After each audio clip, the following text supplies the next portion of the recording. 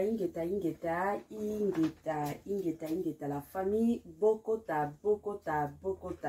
Dossier sur dossier, affaire sur affaire, makambo sur makambo, la famille.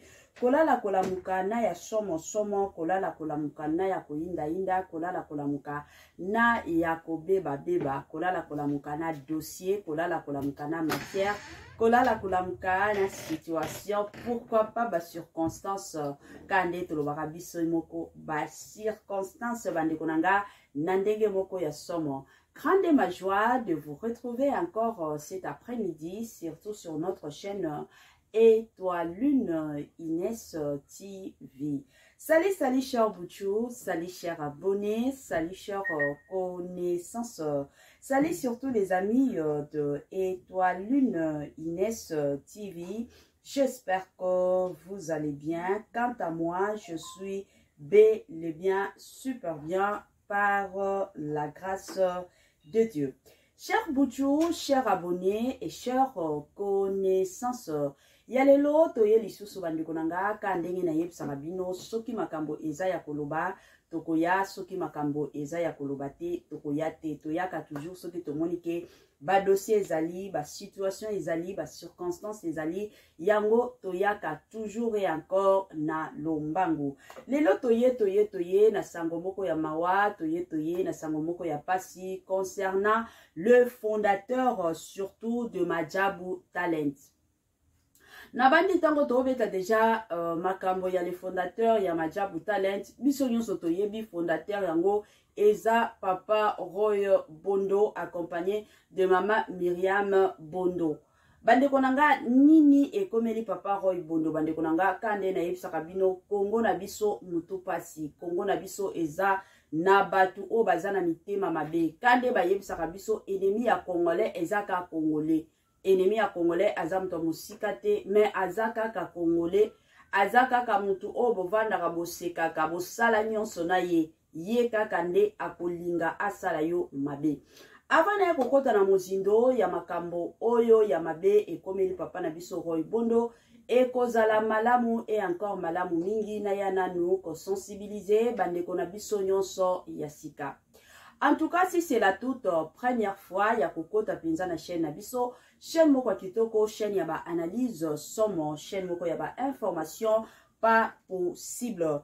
Je vous prierai surtout de vous abonner massivement. Abonnez-vous.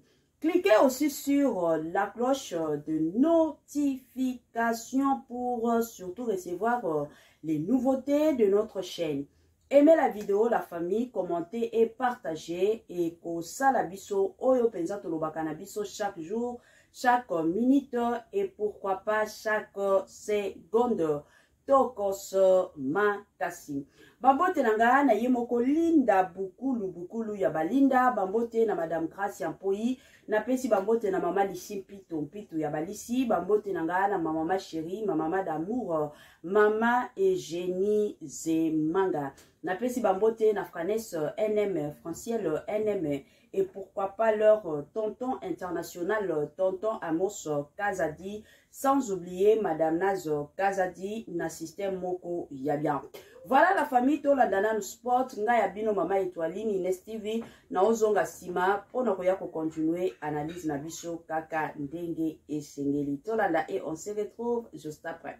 Année ya sika, solo ya sika, agrandissement des troisième jambes, qui mobile salakate, pe ezamu kie, mama azo sepelate na mbetu, na gavke, elamuki, feti ezongi, ba mama ona ba problème ya mabota, myome, fibrome, trompe, kiss, règle abondante, ménopause, ata, okomi na 65 ans, mama, okobota mwana, yoka bien, dépression, maladie mentale, autisme, ata mwana alobakate, mokulu makasi, tope alalakate, tozali na solution, na gavke, bona loposo, totikali simate, vergete, babengi nduta, bouton, tache, 5 jours ya bamba, oteli lokola lilala, teint uniforme, tozali na gamme complète, ya kopakola, ya injection, ya comprimé, ya suppositoire, esengo ezali, mama, olingi ovindisa, tolo pesima, sans opération, benga biso na lombangu, papa, mama, yo oyo, otungisama mingi, na maladie, hémorroïde, interne, dopé, externe yoka na 2 jours ya bamba omoni changement ya solo ebongo na bokono ya diabète AVC tension pe obésité Gavker Kolo solution perte de poids naturellement okokota salle de sport teo na kisi ya comprimé pe injection na Gavker ozongi mobimba ba produit na biso ezali 100% naturel et salemi na ba plan na ba industrie ya Allemagne pe Angleterre na Gavker okosepela. La santé n'a pas de prix la famille kade tobete la cabino CT soki okobate la santé na yote mutu moko te akotikala kobate la santé na yote eza toujours ya motuya eza toujours ya malamu en tant que mutu ko batelaka surtout et encore nzoto na ye soki omoni ke na nzoto na yo ozomi yoka bien te malamu benga Gavker na lombangu pona bandeko na biso oyo baza na likambo ya mabota toyebi ke makambo ya mabota etungisa ebele ya bacouple yango bandeko na nga Gavker ayeli bino ba solution matakita en ce qui concerne makambo surtout et encore ya mabota donc bobenga Gavker ba solution eza nango kilikili na ndenge moko ya malamu. Voilà, sans plus tarder la famille na mekana nous kotie la bino makambo ango boyo ka bino moko nini ekomela pasteur Roy Bondo. Pourquoi pasteur Roy Bondo aza ya kokonda makasi hein? La famille ezo sala pasi pe mawa congolais tika aza motema.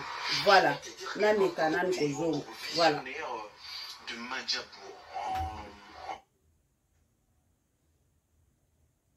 Moi connexion air mosusu etungisaka tozokende na bandela. Il a été empoisonné. Ce ne serait pas un fake news ou une information. Ce n'est pas un fake news, c'est une opération bien orchestrée par des hommes de Dieu de ce pays.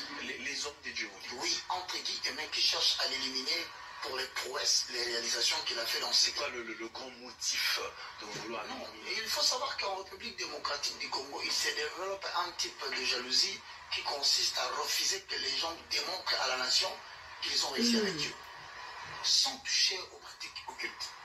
Le pasteur Bono n'a jamais touché. Il n'a jamais touché aux pratiques. C'est un serviteur de Dieu intègre. Un serviteur de Dieu intègre. Eh bien, je sais que l'œuvre de Dieu est perfectible parce que les gens veulent toujours aller vers Madjabou. Madjabou c'est ci, Madjabou c'est là. Moi je parle de l'homme. Et l'homme intègre qui a investi de l'argent. C'est parmi les rares cas. Il a réussi avec Dieu. Avec son propre argent. Avec son propre argent. Et qui a investi son argent dans l'évangélisation. Mais certaines personnes disent qu'il est venu se cramponner ou bien encore se cacher dans l'évangélisation parce qu'il serait une personne qui fait le blanchiment d'argent. Mais moi je regrette beaucoup parce que au Congo il s'est développé un problème. C'est-à-dire tout le monde doit passer par la magie, tout le monde doit passer par la cabale juive, tout le monde doit passer par des pratiques occultes, tout le monde doit solliciter les diables pour qu'ils puissent devenir quelqu'un, comme il a proposé le royaume de l'or et l'argent et les bâtiments à Jésus. Donc on ne veut pas qu'aujourd'hui que la jeunesse apprenne qu'avec Dieu vous pouvez faire des exploits. Avec Dieu vous pouvez devenir des repères, tel qu'il intitule ton émission. Bon alors il est dans le faux. Pourquoi les faux vont-ils l'empoisonner? Je ne vante pas sa foi. Je ne défends pas son identité. Mais je constate qu'il est empoisonné. Par qui? Par le même personne qui semblerait faire le même travail que lui. Vous n'avez qu'à le regarder, chercher les images, il a beaucoup maigri. Je vais te dire que dans ce pays, nous avons risqué de perdre des personnes qui veulent investir dans l'évangélisation. Nous les avons perdus. Ah, on voulait les perdre ou bien on les a déjà perdus? On a perdu cette génération. La génération est déjà... Des gens qui viennent à investir leur argent dans l'œuvre de Dieu. Et quand on dit qu'il est dans le blanchiment d'argent, je ne l'appuie pas. Tu sais que moi, je n'ai pas ma langue dans ma bouche. Je te confirme que cet homme, d'après ce que je sais, il est dans les secteurs de minerai depuis longtemps. C'est ce que je sais. Il a gagné son argent dans les minerais, dans les mines. Je ne connais pas votre activité. Et je dis que je ne défends pas sa foi. Mais je dis l'homme que je connais, que je cherche à comprendre. Il est empoisonné par qui? Vous savez, au Congo, ici, je demande à tout le monde de prier beaucoup pour nous. J'ai vécu la même chose. Moi, j'ai été empoisonné dans mes départs, ici en République démocratique du Congo. Il y a un groupe d'hommes, quand ils veulent que tu t'associes à eux, et que toi, tu ne veux pas, Quand ils constatent que tu veux démontrer que tu as de la grandeur, sans passer par eux, ils mettent le batterie en marche qui consiste en quoi? À t'éliminer. À t'éliminer soit par l'empoisonnement. Et qu'est-ce qu'ils utilisent comme méthode? Des journalistes. Mais la meilleure méthode, c'est ils vont t'envoyer des gens qui vont vouloir te dire l'impression que nous avons quitté telle personne. Nous avons fait défection dans telle église. Nous ne sommes plus là-bas. Ils vont utiliser la ruse des Gabaonites. Les gens vont venir comme du malheureux pour te dire la maltraitance qu'ils ont subie dans une église au Congo ou chez un serviteur de Dieu. Mais lorsqu'ils viennent chez toi, en fait, ils viennent t'empoisonner parce qu'ils ont le poison dans leur corps, mais ils ont déjà des antidotes. Ils peuvent même orchestrer des éliminations physiques parce que je connais des hommes de Dieu dans ce pays qui sont capables d'éliminer physiquement par des éléments incontrôlés la nuit des gens. Je connais dans ces pays, il y a des gens qui sont capables de fomenter des informations fausses pour te créer des problèmes avec le gouvernement afin de te rendre incapable d'obtenir le soutien de qui que ce soit. Frères et sœurs dans le Seigneur, on dit toujours que Roger Baka il est là pour critiquer, mais je viens de vous dire que Roy Bondo est empoisonné. Prions pour lui afin qu'il ne tombe pas. Parce que s'il tombe, la nouvelle donne de manière sur le plan médiatique va tomber. La jeunesse qu'il est en train d'encadrer sur le plan musical, ça va tomber. Bien que Madia vous présente des problèmes en termes de ce que les gens racontent, de ce que les gens disent. Mais je commence à avoir l'impression que même ces gens qui passent, qui parlent, ces gens qui racontent des bêtises sur Madiabou, ce sont des personnes bien sélectionnées pour détruire l'impact de cette activité. Ce que je conclus, il est empoisonné. Nous allons prier pour lui. Il est empoisonné par les hommes de Dieu qui veulent tout simplement par ses pères, les mêmes personnes, pas seulement les hommes de Dieu, même des gens qui se disent musiciens chrétiens. Ils sont dedans. En réalité, en RDC, il n'y a quasiment pas de chrétiens. Non, à l'époque que nous sommes en train de traverser ici, nous avons plus ou moins 90% de fossoyeurs dans la musique et dans le pastorat. Crois-moi, on a plus de connaissances. Non, c'est des gens qui sont... La majeure partie qui râle là, dans les chaînes de télé, à surtout la télé... nous qui sommes des hommes publics. La majeure partie sont dans le faux. Le pasteur qui se présente comme des grands hommes publics. Des chantres qui se présentent comme des grands chantres publics. Faites très attention. Je dis bien nous, au peuple du juge. Merci. Très bien.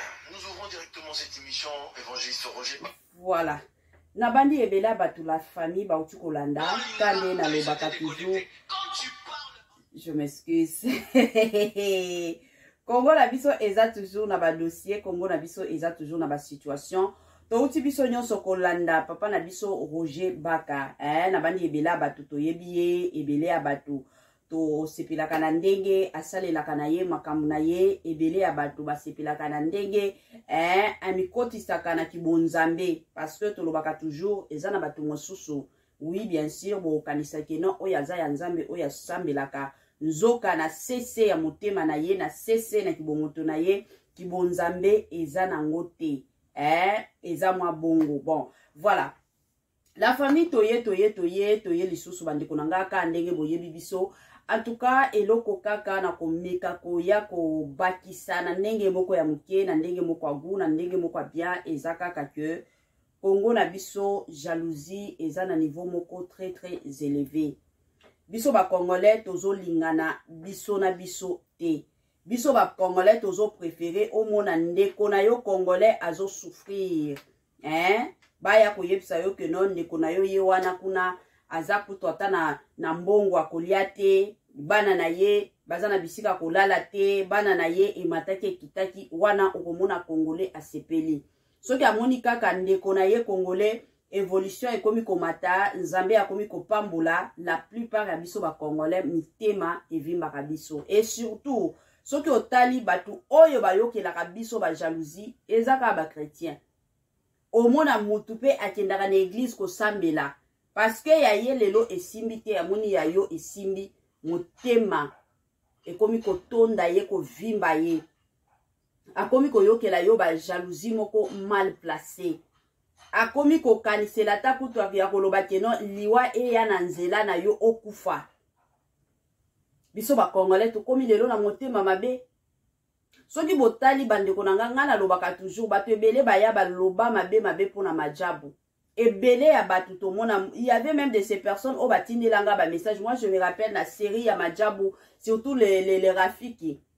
Eza na ba numéro moko e comment tu ko tinde langa ba message otindelanga ba makambo ebele pona koya kaka koloba keno majabu baza mabe nga na yebisa ndeko wana abalo tindelanga ba message na yebisa na lobi soki oza na besoin oya kosali réputation ya majabu kasi yo moko benga bato majabu osali réputation na bango na telefone na bango na telefone ya yo moko parce que nga na émission na nga nakoki jamais kosala makambo wana.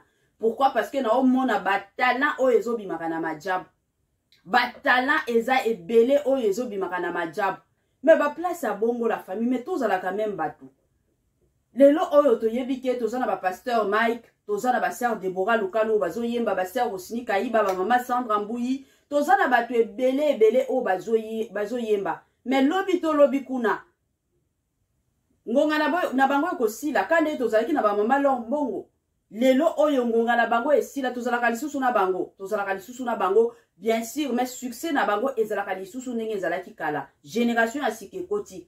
C'est de la même façon lelo majabu aye pona ko préparer génération ya lobby aye ko préparer ba futur musicien ya lobby sko congolais na kimotema mabe wana komi ko calculer majabu ndenge basali épisode ya liboso boye saison ya liboso plutôt donc bako bakotisa ki boye tango basali ya mibale tango basali ya misatu tango bazo sala ba concert ya pasteur Mike bakotisa ki boye concert ya ba sœur Deborah Lukalo bakotisa ki boye concert ya concert Osini Kaiba bako donc congolais musala na ye azalaka wana pona koya ko calculer bato aolinga te ke ndeko na ye congolais musala na ye ekende liboso akolinga te ke ndeko na ye congolais nzambe alola pe aya kopambola ye mais congolais tellement aza congolais na motema na ye mabe aolinga ka mabe ekomelaka baninga okende kotiela mutu poison tango akokufa siko yo ndo kozwa place na ye mais boza na mitema mabe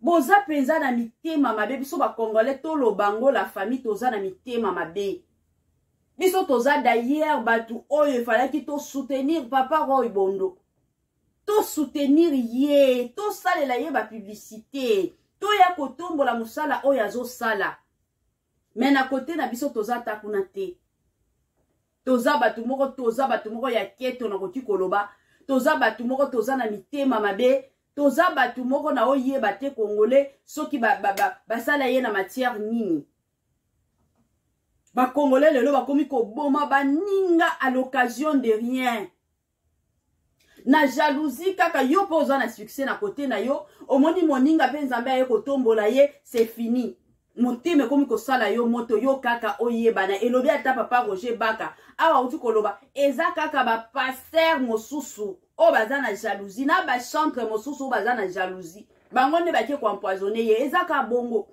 eza bato mosika te eza ka ba pasteur mosusu o baye komona lelo pasteur Roy Bondo bamoni succès ezo mataka bango batali ya biso succès ezo mataka te to sala nini yango bokomi kopesa batu soit wana ya koloba keno mutota asoki aza na ndako aza na besoin okende lisusu na ba église te ba musique na biso ba congolais ba musique ya nzambe batu mosusu lelo oyo bakomi koboya ata kolanda ngo ba préférer na bango musique ya mindele. Pourquoi? Parce que bayebi ke mundele soki réellement ayebi nzambe soki réellement azo adorer nzambe cela veut dire que azo adorer nzambe na motema na ye mobimba. Mais biso ba congolais jaja biso ba congolais ekotikala ko sale maté. Pourquoi? Parce que biso ba congolais toza bato mitema mabe toza bato moko tozo lingana te omona mutu mosusu azo yemba Saint Esprit azo yemba nzambe mais na motema na ye ki bonzambe ezate na motema na ye atondwani na jalousie na ndenge moko ya somo ezo sala ka pasi vraiment makasi batu oyo botambolaka na ba poison matin midi soir. En tout cas, botika ba makambo wana eza bien te ata mukete. Voilà. Bandeko nanga kande na lobaka, na ndenge moko agu, na ndenge moko bien, na ndenge moko surtout et encore ya kitoko. Pona ba onyon so batiela kinga ba j'aime te. En tout cas, c'est le moment botiela nga ba j'aime. Bo salelanga partage mon combat et ko salanga malamu. Toko mina mwa suka partage na biso. Permettez-moi surtout de vous dire bye et à la prochaine. Ciao.